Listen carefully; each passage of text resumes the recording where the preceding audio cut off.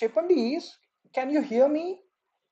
So, do tell me, did you people hear me explaining the bookend part or the thing connected just before that? And it's fun actually. I started liking these part things. See, this is what is experience. Earlier, I used to get frustrated whenever, these things happen which are not in our control. So, but now it's fun. Part 1, part 2, smaller parts, you can revise it multiple number of times. Generally, the tendency it is that rather if a video is more. It's fun actually. Oh my god! Oh my god! What has happened here? Can you people hear me? No, it's fun. Part 1, part 2. The bookend explanation you people didn't hear. So the bookend part is just like bookends hold books together. If you have look at if you look at bookends definition, etc., you will realize bookends hold books together. Similarly, India and Europe, they have to hold IMEC together. Just because Israel is unstable, it doesn't mean that IMEC should be existing at all. We can look for alternatives. India and Europe, they have to come together and they have to act as bookends of IMEC. They have to hold together bookends. Haven't heard the bookend part. So hope you understood the bookend part now. What is the basic meaning here? Now let's do the means question. Oh my god, let's do it fast. I don't want to do part 3. But again, let's try to understand things. Examine the strategic and economic significance of IMEC corridor in the context of India's global trade and regional partnership. Today I will make a short on the mains answer evaluation which I'm doing, and I'm seeing a trend which I'm witnessing for 10 marker and 15 marker. So there are many, like, my students are very awesome. I'm very proud that the students who have got in my mentorship or in different programs, they're so awesome. But still there is a pattern which I have witnessed when they're answering 10 marker and then when they're answering 15 marker. So via particular answer, I will show you what trend I'm observing in my students, or maybe you people are also observing it in your answers. So if you see this 15 marker, you have to find out the different parts of this question. You can talk about strategic significance separately, that can be one part. Economic significance, that can be another part. And then you can talk about these two parts in the context of India's global trade and regional partnership. In the economic significance, you can talk about underwater cable, you can talk about pipelines, hydrogen pipeline, this and that. In the strategic part, you can talk about how it is a counter to BRI, how it will ensure that even if Red Sea is unstable because of Houthis, etc., we have this particular corridor. It will act as a linkage between, it will strengthen India and Europe relationship. And not only that, it will also strengthen India's relationship with Middle East. And so these things you will talk about when you're talking about India, Middle East, European corridor. In the intro part, you will talk about when it came into existence in the G20 or 2023. So all these things you will have a discussion here. Very good here. So now you can have a look at this answer. Intro part, what is IMEC? When was it launched? Economic trade between India and Europe facilitated, ports, high-speed rail, as we have discussed. And this Red Sea conflict part, you can write it in geopolitical significance as well. Strengthen India's ties with Gulf countries, and Israel counter China's BRI. Do write this point. This counters China's BRI. It's a very important point which you have to talk about. Cool, sir. So then what? And then the challenges part, the security risk, infrastructure gaps. It's a strong opportunity, and challenges India and Europe acting as bookends can pool resources. They will hold IMEC together. So we have talked about fourth, fifth, and sixth question. Like, share, and subscribe, guys. We'll talk about these things later on. Next article of the day, which is based on this one. Supreme Court eases ban, clears green firework in Delhi for Diwali. So green firework. So there will be crackers, but these will be somewhat cleaner crackers. They will be emitting lesser, PM 2.5 particulate matters, PM 2.10. They will not have chemicals, no chemicals or very minimal chemicals. Chemicals, no or minimal. So all these things, these are green fireworks, because they have realized that this ban is actually not working. I'm in Gurgaon. I keep on hearing these firecrackers. So what is the use of these ban, guys? And so Delhi based ban. And then they have talked about a particular judgment as well, where they have talked about how these bans don't work and what is the correct way forward, how we can ensure things are happening in a better manner. And then there was a case study also. You did this particular ban thing, you did this ban thing, but did it actually improve the quality of your air, the AQI, which we talk about? So before talking about this particular judgment, let's talk about certain important terms. One particular term is AQI, air quality index. Why we want to ban firecrackers? Because we want to improve AQI, air quality index, which is measured in different categories. And this is your homework, guys. Homework what? So you people are watching me right now, have a look at it. You can do multiple works at the same time. That is not actually a good thing to do. Find out which city you are in. You already know that. Find out your current AQI. Tell me what is your AQI. So you can see this 50, 5100. In winter season, Delhi always hovers around more than 300, which is considered hazardous. And there is a phenomena which is responsible for it, which is known as temperature inversion. We will not do PhD on temperature inversion, but the basic rationale, the basic geography involved here is generally what happens in summer. Your air becomes warm, it becomes lighter, it goes up, and it goes to surrounding areas. So even if your air is polluted, it is not staying at the same place. But in winter, this is not the case. In the winter, the land is colder, so this air is cooler. Maybe the air above it is warmer. So what will happen now? This cooler air, it cannot go up because it is heavier than the warmer air. So it will continue here. It will continue moving here only in this region. So the polluted air is there in your own region. It is not lighter to go to adjoining areas. So it's not like in summer everything is hunky dory, and in winter things become bad all of a sudden. In summer also you have polluted air, but because of normal phenomena which is observed, that warm air is lighter and it disperses to other regions, you don't see the accumulation of polluted air in winter because of temperature inversion phenomena, which is very important from so many different perspectives. You see the accumulation of polluted air. So Shipurna said 139, Pratik 163. So you people are in a good region, like it's not bad, right? But again, I want to see other AQIs also. If you have Mumbai, it's good, yeah, it's actually very good. So again, hope you are understanding what is temperature inversion and these AQIs. So the Supreme Court judgment, etc., is saying that we did not see much change in the AQI value. Now, what are the different pollutants which are considered under AQI? You can have a look at these pollutants. Very important. Multiple questions have been asked. UPSC has already asked a PYQ on it. Do remember the fact that CO2 is not a pollutant in AQI, guys. Carbon dioxide. It is causing global warming, but it's not like it will. It's a pollutant in that regard that it will severely means lung and heart problems. Like unlike particulate matter, ozone, O3, or carbon monoxide, which is under AQI, CO2 will not cause direct impact or immediately. Maybe it will cause in the longer run. Whatever be the reason, whatever be the reason why they have not included CO2, just remember the fact that CO2 is not there in the 8 pollutants, which is mentioned by 20 here. Where are you, Gajanan, right now? It's actually fascinating, yeah. Please remember this, guys, and then have a look at these AQIs. You have to remember all the 8: particulate matter, less than 10 micrometer, etc., etc. So now let's come back. Let's come back to this article and let's see what this article is talking about. So Supreme Court, and it's not like they have lifted the ban like totally. For a time being, there is a time period when you can sell these green firecrackers, 18 to 20, when you can use it, 19 and 20, which time you can use it. And again, they are saying that blanket ban is not working. Green fireworks approved by different organization. You don't have to do PhD on this organization. So this bench, Supreme Court bench, which includes Chief Justice of India, is saying that this is a test case. Let's see whether it works or not. And then because festival season, religious sensitivities, all these things are involved. And central government is saying that, Solicitor General, he's saying that in New Year also, in Christmas also, we should have this particular relaxation of this blanket ban for a particular period. It will not do any harm. So yeah, 20 is marvelous. Maharashtra district bead. Very good, Yar Gajanan. I don't understand why these so-called green labeled fireworks are even called as alternative. Anyways, both are causing pollution. Doesn't matter if one causes less exactly. But yes, let's say you get married, Pratik. You get married to a bitter wife. A bitter wife is worse, than a less bitter wife. Oh my God, what the stupid example I've given you. Like, hope you can understand. Magnitude sometimes does matter. If you are quarreling with your girlfriend all the time or quarreling with your girlfriend once in a week, it does matter. Pollution is pollution. I can understand where you are coming from, but yes, smaller amount of pollution will have lesser impact on the health. So that's why. So Central Pollution Control Board, CPCB, SPCB. Now tell me, is it a statutory body? Up until now, if you people have followed my Hindu analysis regularly, we have talked about CPCB, SPCB almost, I think, 2-3 million times, if not more. So is it a statutory body or a executive body? If it is a statutory body, it is created by which act? Chepandees, guys.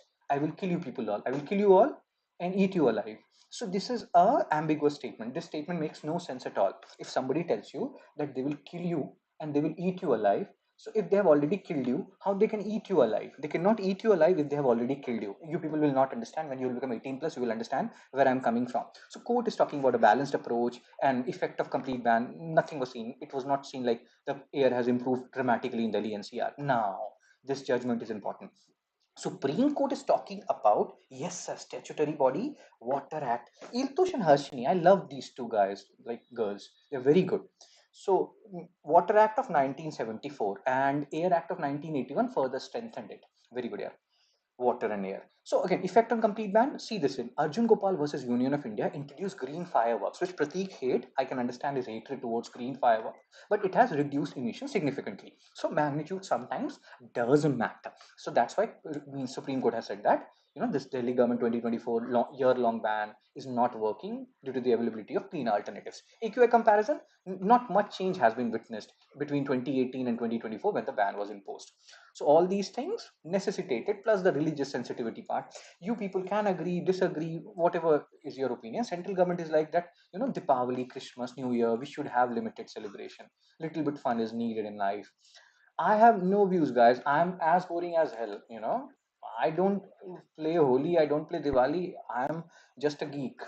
I just love to do my own work and I am lazy because I'm a PCN. So these things doesn't impact me much. Whether you're playing Holi, whether you're playing crackers, I don't do any of these things. So I have no views on this. But yes, I don't know. Religious sensitivities are involved, so I will not talk anything about it. Just like I don't talk about Modi sir and BJP, I will not talk about this. Let's focus, guys. MCQ 7 based on previous article.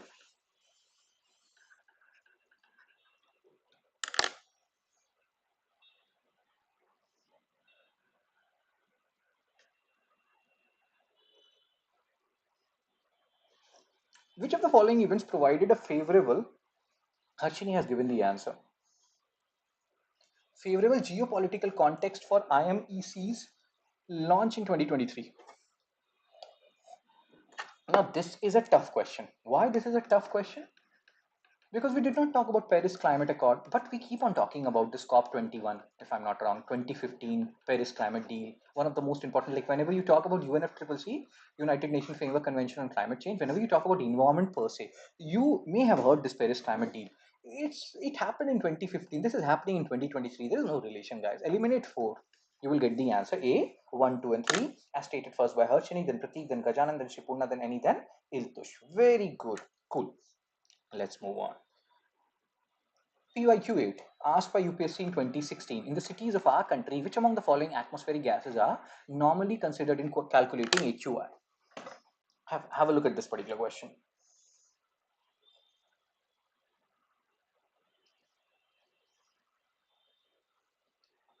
Oh my god, my camera is hurting, man. Oh my god, my back. I sit for so long. Guys, if you people study and you sit for longer periods of time, so sometimes stretch yourself. Okay. Harshini is as fast as lightning. Harshini is such a good girl. Who is a good girl? Harshini is a good girl. So what is the answer, guys, of 8, which is an MCQ? We know carbon dioxide is not there in AQI, and I gave you a lecture for it. Eliminate carbon dioxide, 2, 3, 4. Carbon monoxide, nitrogen dioxide, sulfur dioxide. Now your work is remember these gases. These gases should be there in your lungs by tonight. So yeah, okay, let's focus. B is the answer. Pratik is teasing me. Yes, Pratik is also a good boy. So again, Supreme Court referred to which of the following judgments while discussing green fireworks? Which particular judgment we talked about today?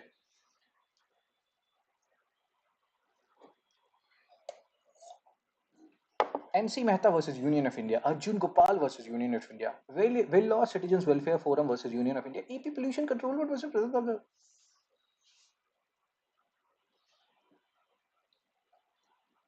So who answered it? Harshini, Annie, they have answered. Arjun Gopal versus Union of India. Like green fireworks, they have reduce the magnitude of pollution. Next article, again an editorial, the critical factor in India's clean energy ambitions. Clean energy, oh sorry, clean energy, clean energy, clean energy keeps on coming. That means this is important, guys, you know it. So yesterday we talked about India Australia renewable energy partnership. We talked about how we don't have critical minerals, rare earth minerals. We talked about Venn diagram, superset, subset. We discussed that, right? And then we talked about how China has a monopoly, how Australia also has raw materials, but they don't process it. They don't have processing capacity. What is processing capacity? Let me tell you something. So let's say, what is the basic meaning of processing capacity? So you grow rice. So when you take out rice, you will not eat like that. You will not eat it like that. You have to convert it to something. You have to cook it. Similarly, whenever you are talking about rare earth mineral, critical minerals, you will not just take it out from the ground and use it like that. So you have to do something called as processing to make it usable. Australia does not have proper processing capability. So those things we discuss. What is the solution then? Yes, we can do partnership with Australia to reduce our reliance on China. But what else we should do? So this article is talking about that. Look inward, guys. Focus. It's not like we don't have critical and rare earth minerals. There are certain regions where we have it, but we have to focus on extraction. Maybe the cost will be high, the extraction cost will be high in the initial period, but we have to take that risk. We cannot be dependent on China. Just because US is our enemy, China has become our friend. That's not how world works. So critical minerals like lithium, cobalt, etc., you can see here, vital for India's clean energy. So this is actually, some way, it will feel like it's a continuation of the yesterday's article of whatever India Australia talk we had. But again, very important article. You will gain some more perspective.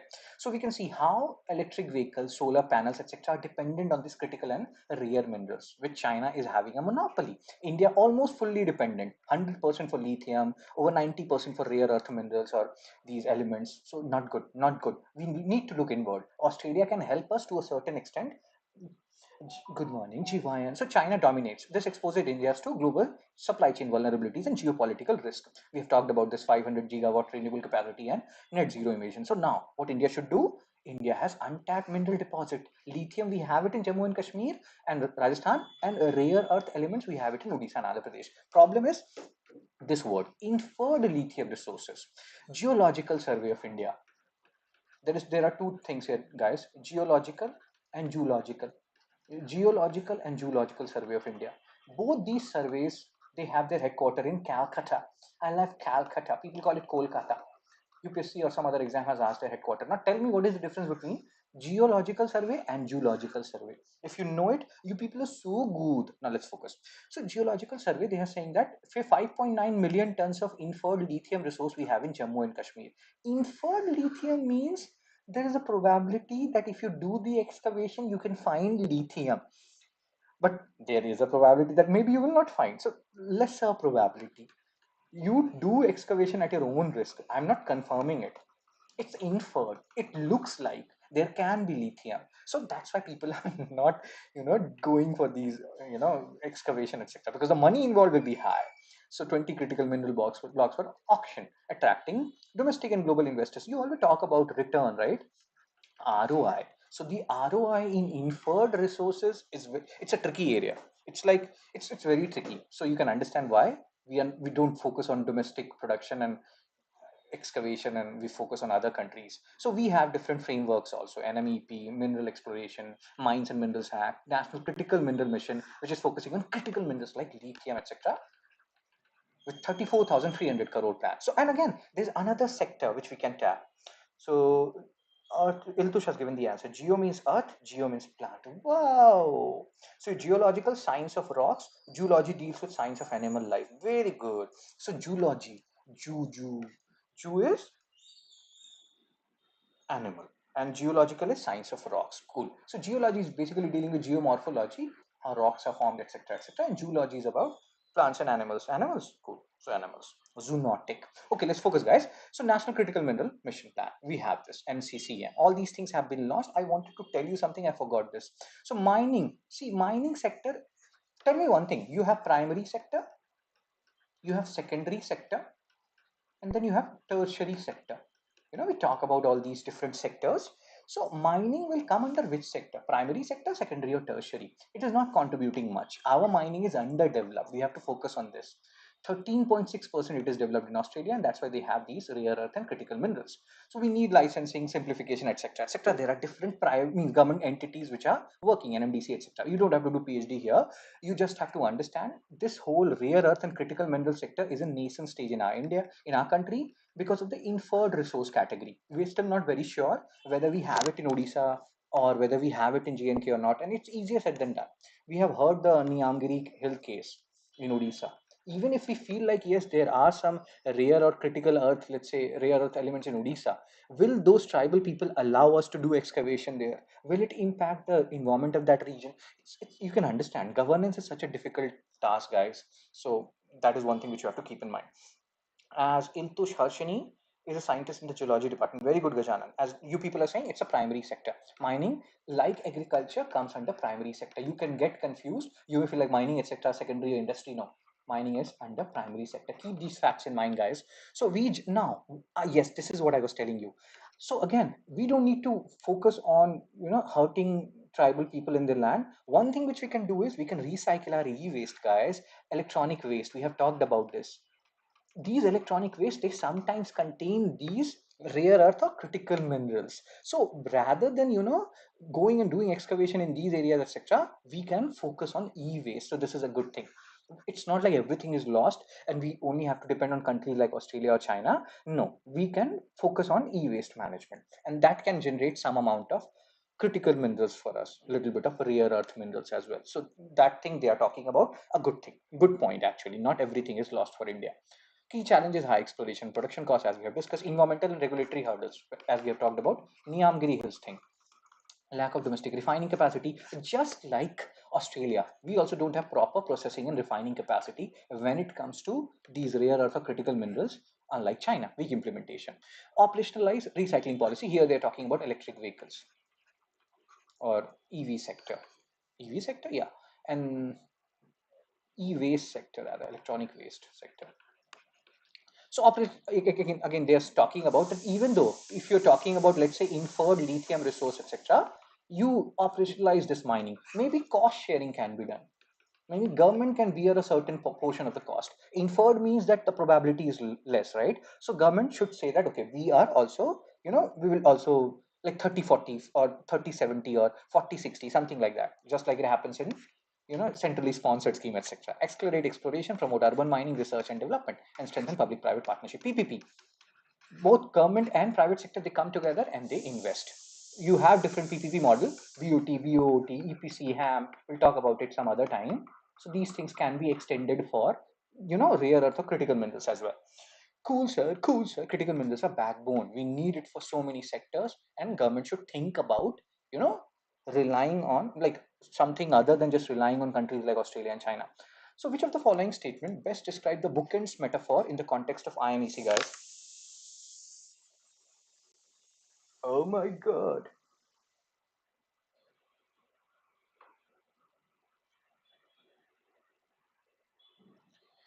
So, what is bookend? Harshini has given the answer. Just give me a second.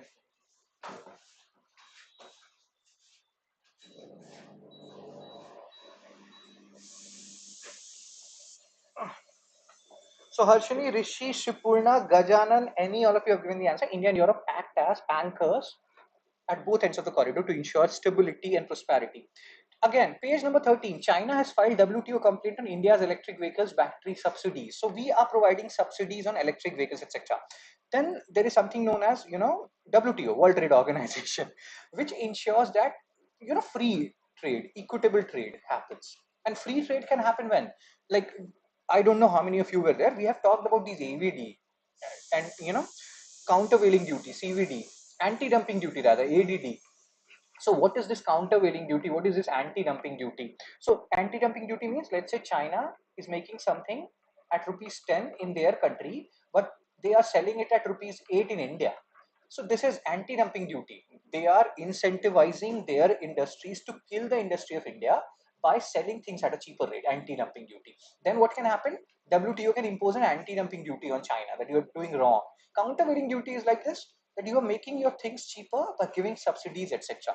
So WTO, China has filed this complaint in WTO related to the subsidies which has been provided by India on this EV and electric vehicle battery sector.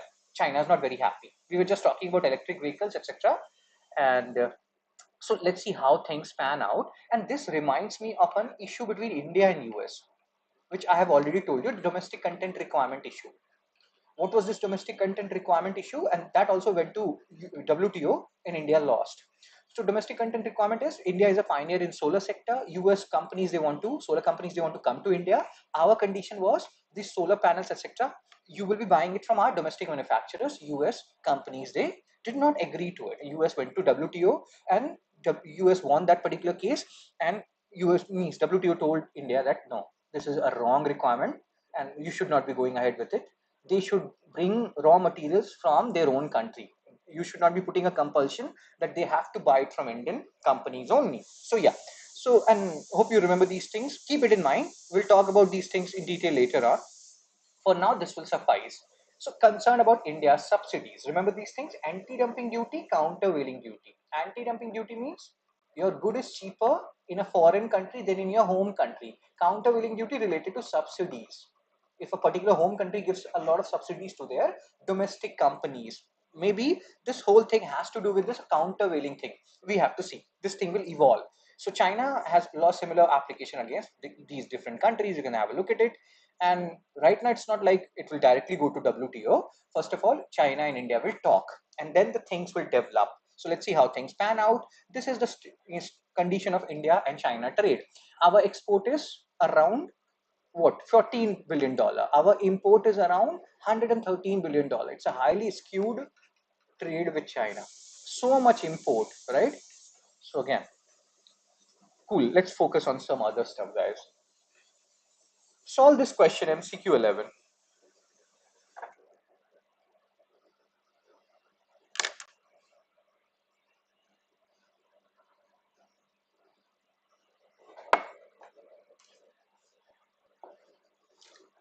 Which of the statements about AQI is correct?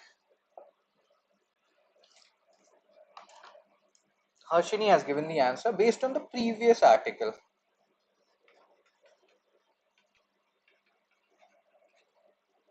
Harshini, Gajanan, Rishi, very good. It consider PM 2.5. It's not excellent. It measures air quality. So A is the answer. Really, really good. PYQ 12 asked for UPSC in 2017. Shipurna has also given the answer. Annie has also given the answer. Oh my god. Iltush has also given the answer. So the term domestic content requirement is sometimes seen in the news in reference to what?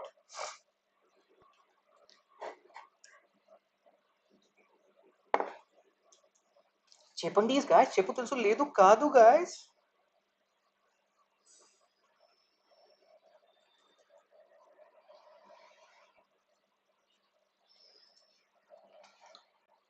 So Harshini has given the answer. Pratik has given. So Harshini, we just talked about domestic content requirements, solar panels, solar equipments. American companies, they want to come to India, they have to buy these solar equipments, etc., from Indian manufacturers. That was the whole issue about domestic content requirement. So the answer is A. See what you people are doing. Just because Harshini has given the answer D, all of you are giving the answer D. Have we talked about foreign educational institutions to set up their campuses in our country? Don't follow herd mentality, guys. I have told you. Answer if you know it. Don't answer if somebody else has answered it. So domestic content requirement, what was it? We talked about India US tussle. Just I think 2-3 minutes back we talked about India US, right? Oh, Harshini has also given D. Hope you're understanding why D is not the answer. I don't know why you people said D at the same time. You people make me so feel so bad. Like I'm teaching so pathetic. All of you are saying D at the same time. So I wrote A. Yeah, Pratik wrote A. Pratik wrote A. Pratik wrote A. Other people, what was your logic, guys? Why D? Any logic, so to say? Just because UPSC PYQs there, you people got, you know, this is a homework. Solve it. MCQ 13. AQI is calculated based on several pollutants. Which of the following is not part of AQI calculation? Like, share, and subscribe. Spread the word. Join this Telegram channel. I will share the PDF by 9:30 a.m. Post your score. Lifetime success bundle. This is the like 4 more days to go. You already know these things. These are the courses there. Have a look at it. And even if you're buying individual course, buy before 19th midnight. Price can increase from 20th October because I have to run my family. And for running family, you need money. Paid courses give you that. So yeah, that's it from me, guys. Compete with yourself. Don't compete with anybody else. Donate if you feel like I'm contributing to your knowledge base. Thank you. Oh, 13th, Iltush. Cool. So that's it from me, everyone. And I will see you people tomorrow, right? Tomorrow is Friday, right? So yeah, I will see you tomorrow at 8 a.m. Bye bye.